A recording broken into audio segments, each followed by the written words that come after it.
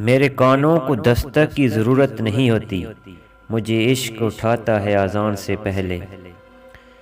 کتنا سکون ملتا ہے اس جگہ بیٹھ کر رونا، جہاں اللہ کے سوا کوئی سننے والا نہ ہو۔ وقت نے مجھے بہت اچھی طرح سے سمجھایا کہ سوائے تیرے ماں باپ کی کوئی بھی تیرے ساتھ مخلص نہیں۔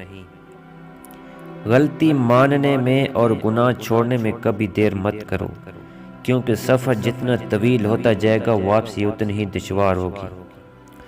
اچھے لوگوں کا امتحان اللہ بہت لیتا ہے، پر ساتھ نہیں چھوڑتا۔ صبح کی حقیقی خوشی اس شخص کو نصیب ہوتی ہے جو صبح کا استقبال نماز، تلاوت اور ذکر اللہ سے کرتا ہے۔ انسان کو جب اللہ سے لینا ہوتا ہے تو لاکھوں کروڑوں کی چاہت رکھتا ہے، لیکن جب اللہ کے نام پر دینا ہو تو سکے ڈھونڈتا ہے۔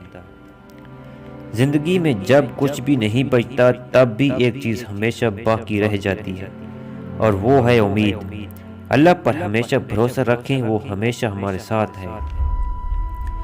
کسی کو خوشی دینا صدقہ ہے، مگر کسی کو دکھ دینا وہ قرض ہے جو آپ کو ایک نہ ایک دن ضرور ملے گا کسی اور کے ہاتھوں۔ غلط بات پر غصہ آنا شرافت کی علامت ہے، لیکن اس غصے کو پی جانا مومن کی نشانی ہے۔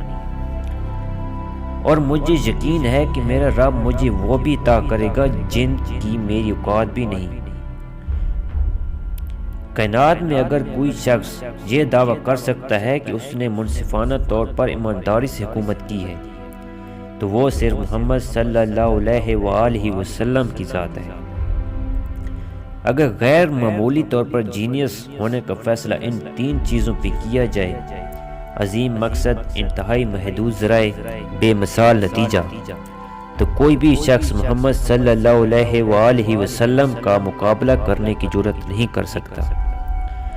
لفظ محمد صلی اللہ علیہ وآلہ وسلم فطرت کی آواز کا نام ہے، باقی جو کچھ بھی ہے وہ سب ہوا ہے، دھواں ہے۔